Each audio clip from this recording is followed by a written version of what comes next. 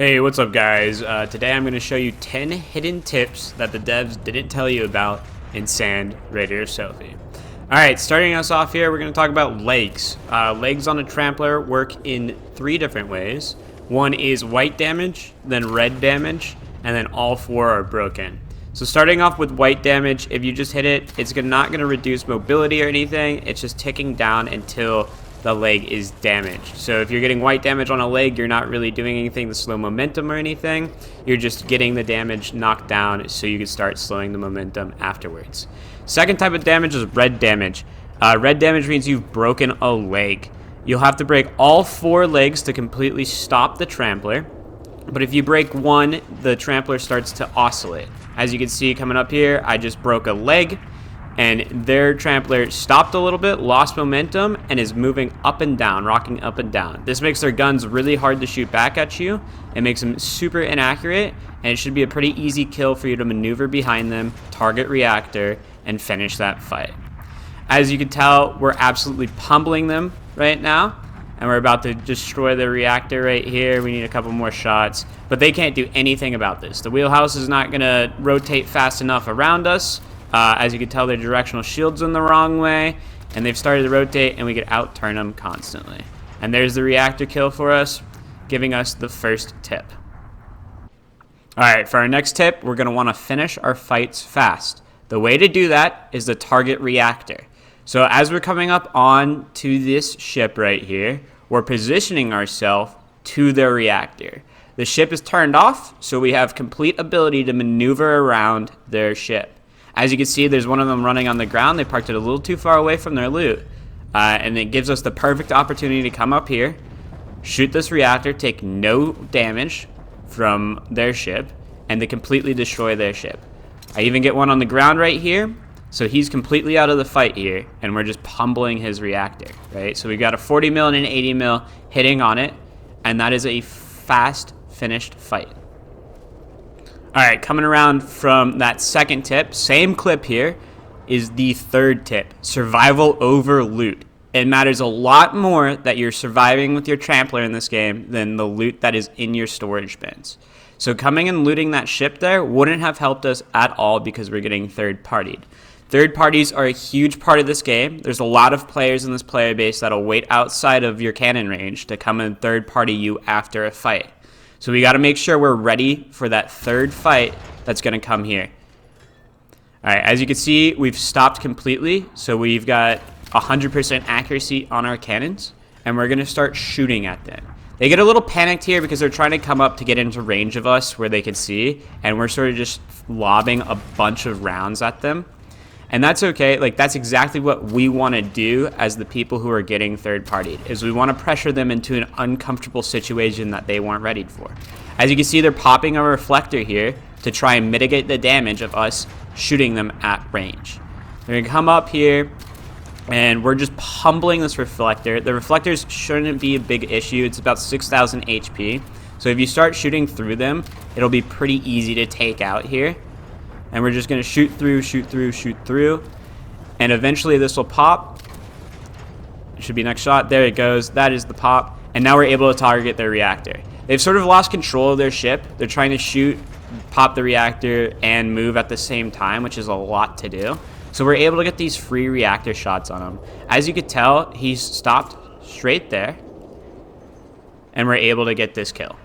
Alright, the fourth tip I've got for you is capturing captains. So, as you know, you could capture a captain's compartment. It's an easy way to take over a trampler if you don't want to destroy the reactor and give the death smoke on the map.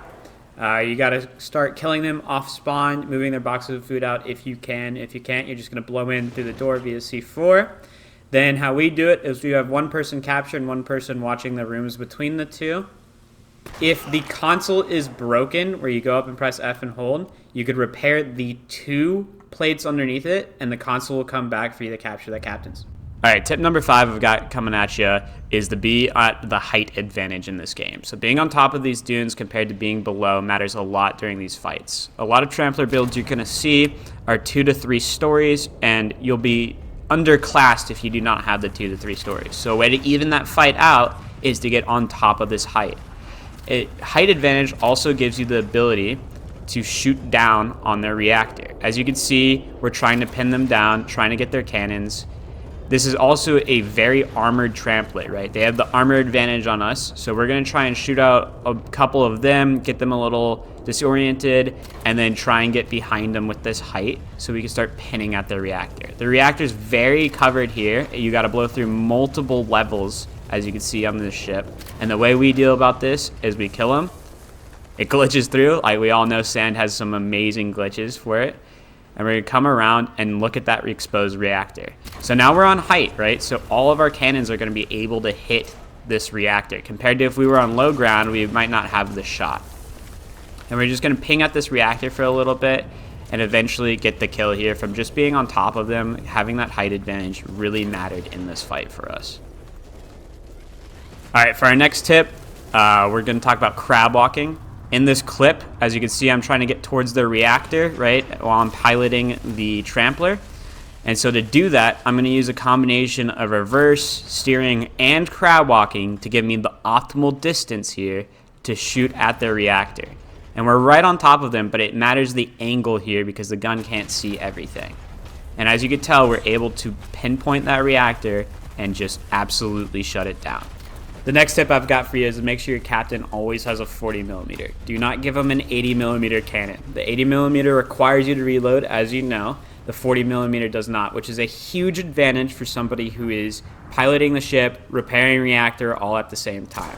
This gives them the ability to do DPS when they're close and to pilot and maneuver you to get to the 80 mils when needed.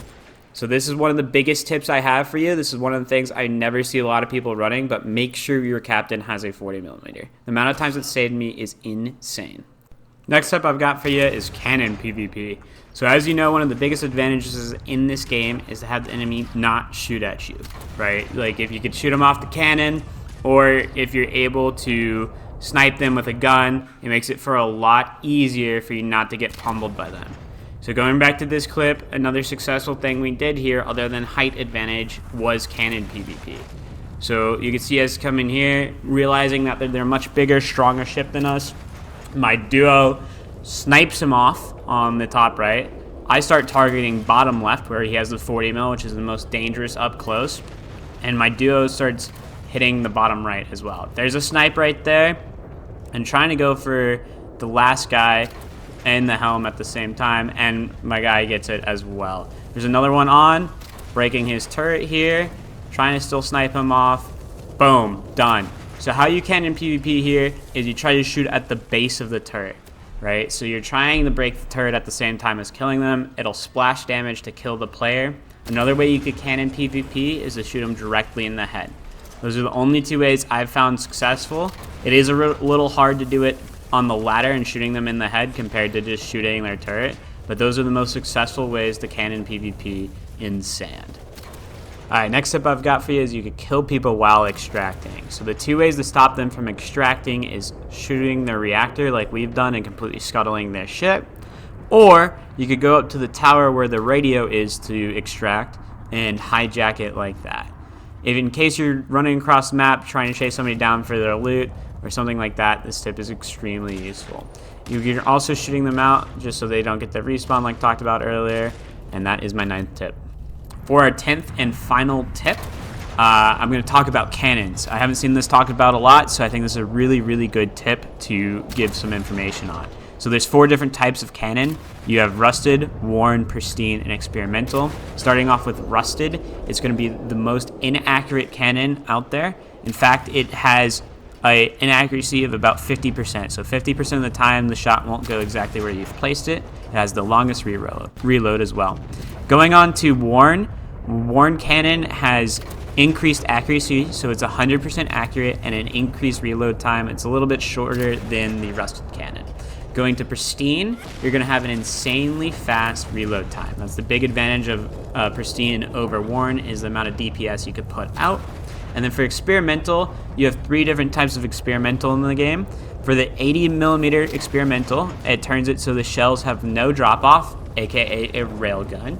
For the 40mm experimental, it's going to be increased fire rate. So as long as you hold down that trigger, the fire rate gets quicker and quicker as the longer you hold it down. And then for the 70mm, it's going to be a dual barrel. So instead of having one shell, you can shoot 2 shells before reloading. And that's going to be all the cannon types summed up pretty fast. If you guys enjoyed this video or found any of the tips useful that you didn't know, give it a like, a comment, and a subscription.